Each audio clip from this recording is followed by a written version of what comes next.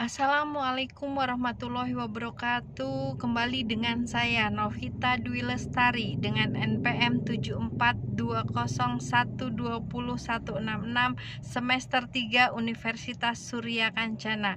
Hari ini saya akan mencoba untuk mereview mata kuliah Hukum Pidana Lanjutan dengan dosen Ibu Profesor Dr. Hajah Heni Nuraini SHMH dengan asisten dosennya Bapak M. Rendi Aridayandi SHMH. Di pertemuan pertama Hukum Pidana Lanjutan Bab 1 dengan judul percobaan atau pogging atau attempt. Percobaan tindak pidana tidak diatur dalam KUHP, tetapi dalam KUHP hanya ada batasan yang menentukan kapan ada percobaan dan menentukan syarat-syaratnya saja. Diatur di dalam pasal 53 dan 54 KUHP. Pasal 53 KUHP yang pertama mencoba melakukan kejahatan dipidana jika niat untuk itu telah ternyata dari adanya permulaan pelaksanaan dan tidak selesainya pelaksanaan itu, bukan semata-mata karena kehendaknya sendiri. Kejahatan yang dimaksud ada dalam buku 2 KUHP.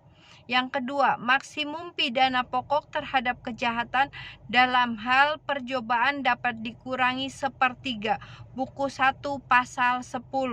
Jika kejahatan diancam dengan pidana mati dan pidana seumur hidup, maka dijatuhkan pidana penjara paling lama 15 tahun. Yang namanya pidana mati tidak bisa dihitung secara tematik. Yang ketiga, pidana tambahan bagi percobaan adalah sama dengan kejahatan selesai. Pasal 54 KUHP mencoba melakukan pelanggaran tindak pidana.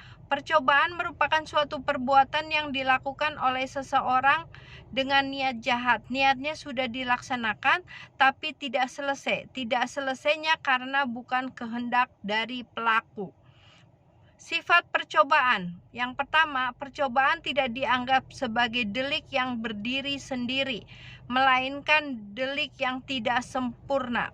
Yang kedua, percobaan bukan delik yang tidak sempurna, tetapi delik sempurna dalam bentuk khusus.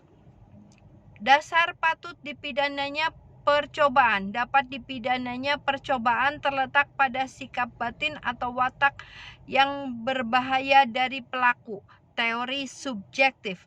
Yang kedua, dapat dipidananya percobaan terletak pada sifat berbahayanya perbuatan yang dilakukan oleh pelaku atau teori objektif. Selanjutnya, unsur-unsur percobaan. Yang pertama ada niat, yang kedua ada permulaan pelaksanaan, yang ketiga ada percobaan tidak selesai, bukan karena kehendak sendiri. Misalnya adanya penghalang. Tidak selesainya perbuatan karena kehendak sendiri, pengunduran diri secara sukarela atau tidak menyelesaikan perbuatan. Yang kedua, tindakan penyesalan. Penyertaan adalah suatu perbuatan yang dilakukan oleh beberapa orang. Ada paksaan, ada ancaman.